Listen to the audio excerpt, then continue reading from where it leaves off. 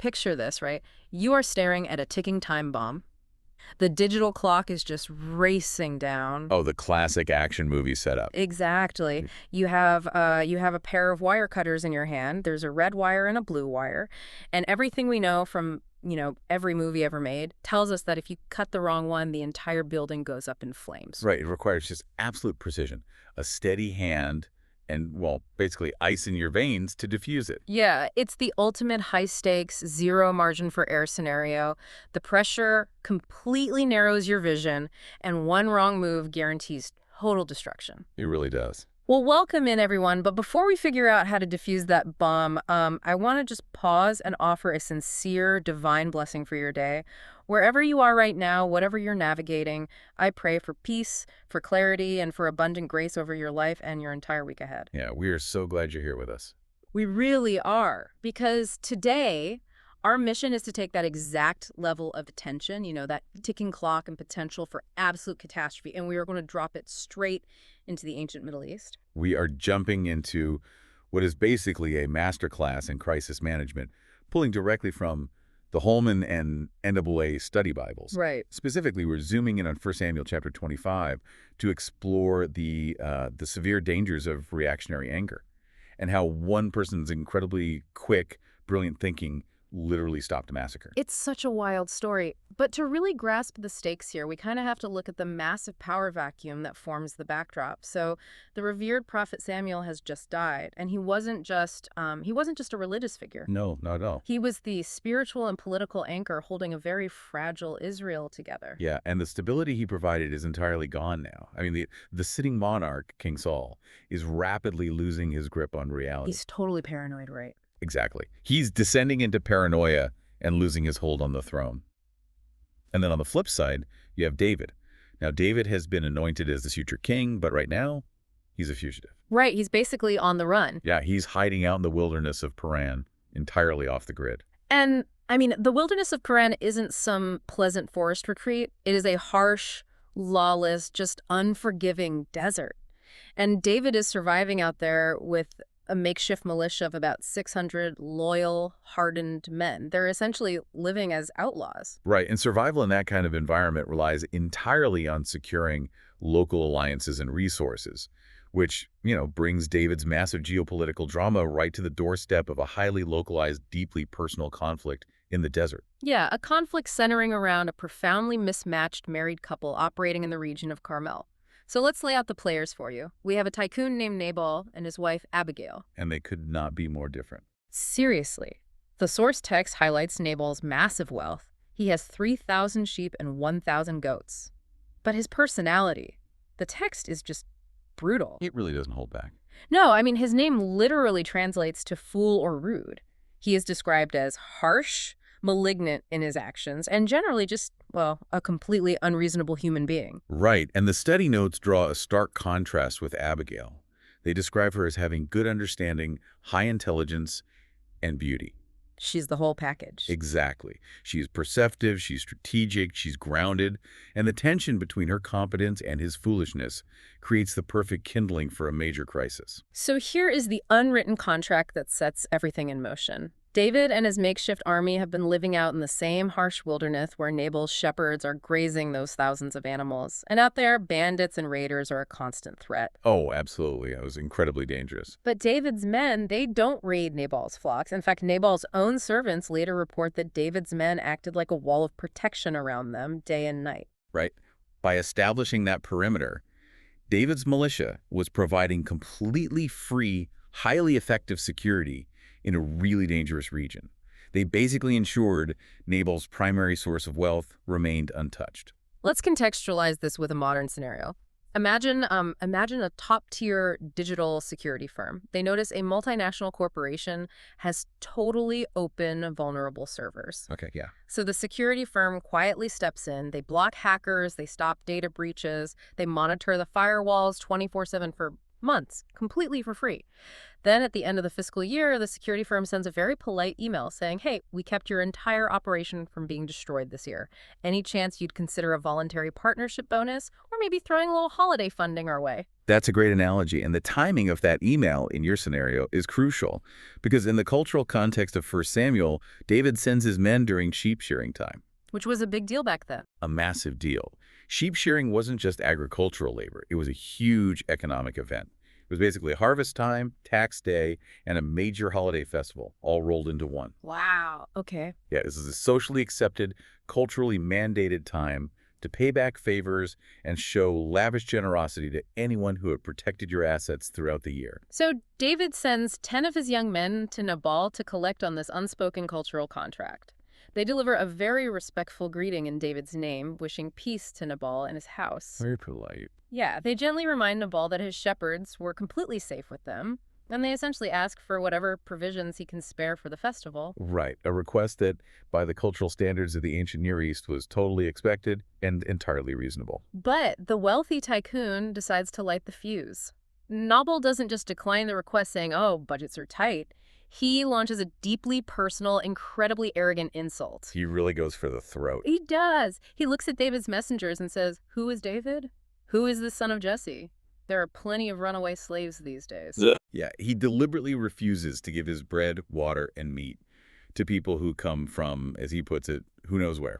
Okay, I have to step in here and challenge the premise for a second, because looking at this critically from a modern perspective, isn't David basically running a mafia-style protection racket? How do you mean?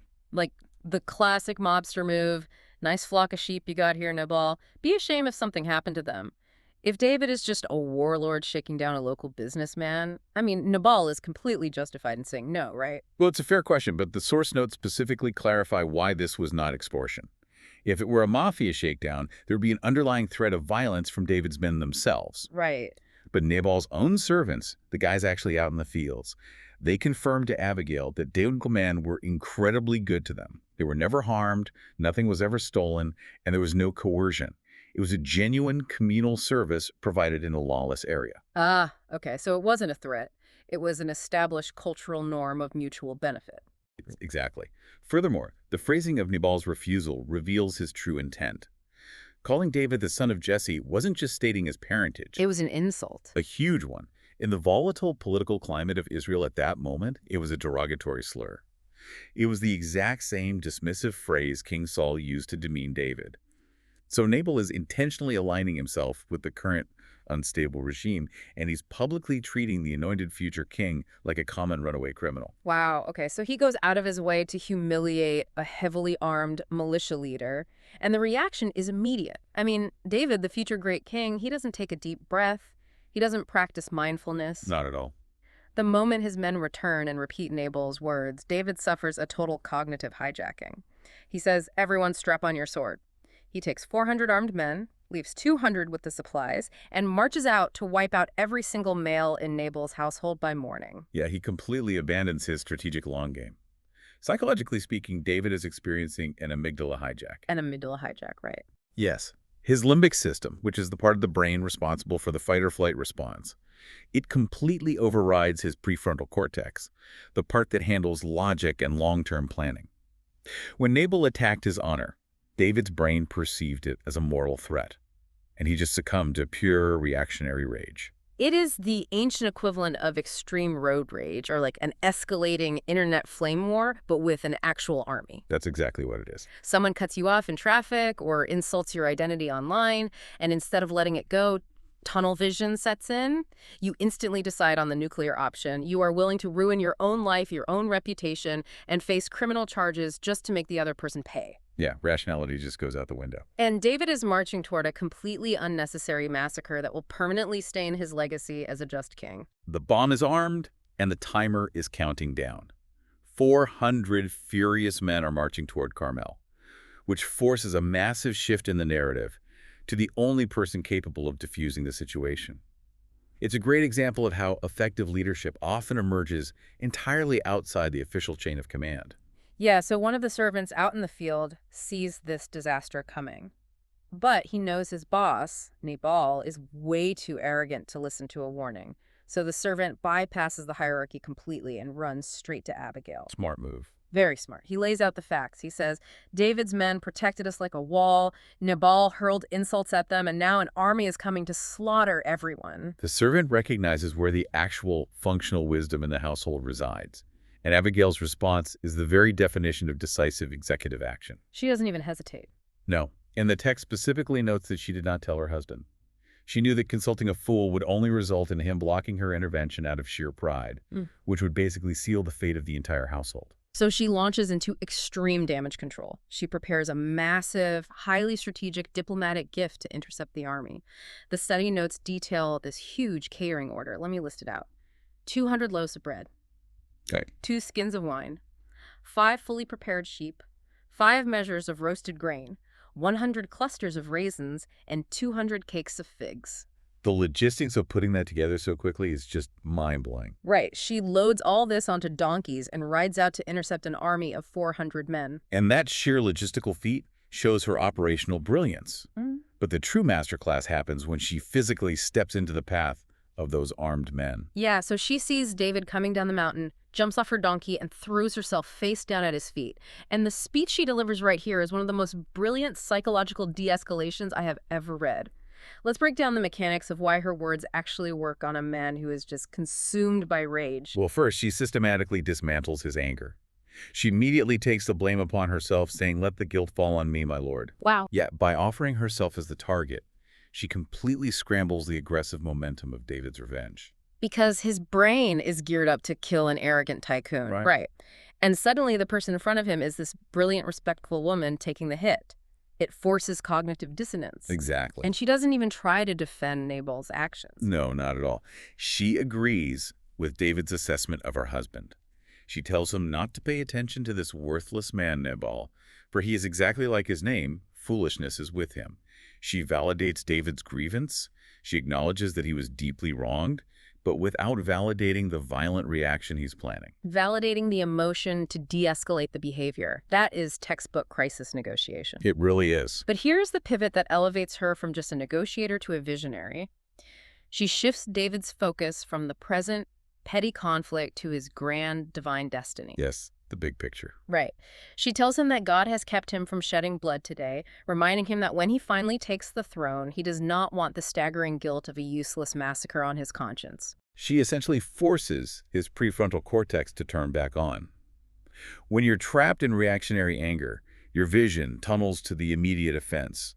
By reminding him of his future kingdom, she expands his timeline. She breaks the tunnel vision. Exactly. She is actively protecting his political and moral reputation from a horrific blemish, basically saving him from his own worst instincts. And the imagery she uses to anchor this point is incredible. She tells David that his life is bound in the bundle of the living with the Lord. And the study notes mention this denotes sovereign divine protection. But looking at the phrasing, it feels so much more active than just being put in a safe. Oh, absolutely. A standard safe implies static storage. A better way to understand the bundle of the living is to picture a specialized climber's safety harness, or a perfectly secure cryptographic tether. Oh, I love that. A safety harness. Yeah, she's telling David that his life, his soul, and his destiny are inextricably anchored to an immovable sovereign mountain. Because he is so securely tethered by a higher power, he does not need to frantically act as his own vigilante. He doesn't need to defend his own honor with a sword, because his ultimate security is already guaranteed by God. That reframes his entire reality. And she immediately follows that up by addressing his enemies, saying God will hurl away the lives of his enemies like a stone from the hollow of a sling. Now, that specific phrasing is a highly deliberate, razor-sharp psychological trigger. Because of Goliath. Exactly. Yeah. She is directly referencing David's own defining historical victory when he, as a young shepherd boy, defeated the giant Goliath with a sling and a stone. She is forcing him to remember his core identity. Right. He is the man who fights the Lord's battles with faith, not some petty warlord slaughtering fellow Israelites over hurt pride. She hits every single required button. She absorbs the blame, validates his anger, provides the exact resources he originally asked for, and holds up a mirror to remind him of his highest, most honorable self. And it works. I mean, the bomb is completely diffused. David's rage just evaporates. He blesses her good sense, praises God for sending her to stop him from incurring blood guilt, accepts the provisions, and tells her to go home in peace. It is a total avert of catastrophic violence. But The narrative leaves us with a pretty crucial loose end. Nabal, the instigator, is still completely unaware of what almost happened. Right. Abigail heads back to the ranch, and she finds Nabal throwing a banquet fit for a king. I mean, he is celebrating his own wealth, entirely oblivious to the fact that his entire household was literally minutes away from total annihilation. And to top it off, he is blackout drunk. And this is where Abigail demonstrates immense emotional regulation and self-control. Because the natural human instinct, having just saved your family from an invading militia, would be to burst through the doors and start screaming at the person who caused the mess. Oh, absolutely. I would be furious. But Abigail reads the room. She realizes his intoxicated brain cannot comprehend the gravity of the situation, so she chooses silence. She waits until morning. So morning comes. The alcohol wears off. Nabal is sober. Abigail sits him down and calmly explains the exact reality of the previous night. She tells him about the 400 armed men, the swords, and the extreme proximity of his own violent death. And his body simply gives out. The biblical text says his heart became like a stone within him. Yeah, the phrasing is poetic, but the study text highlights the harsh medical interpretations of this event. The sudden, overwhelming shock of realizing the immense peril he had blindly created likely triggered a massive physiological crisis. Like a heart attack. Well, modern medical understanding points to something like Takotsubo cardiomyopathy, which is often called broken heart syndrome. It's induced by severe stress. Or it could have been a catastrophic hypertensive crisis leading to a massive stroke.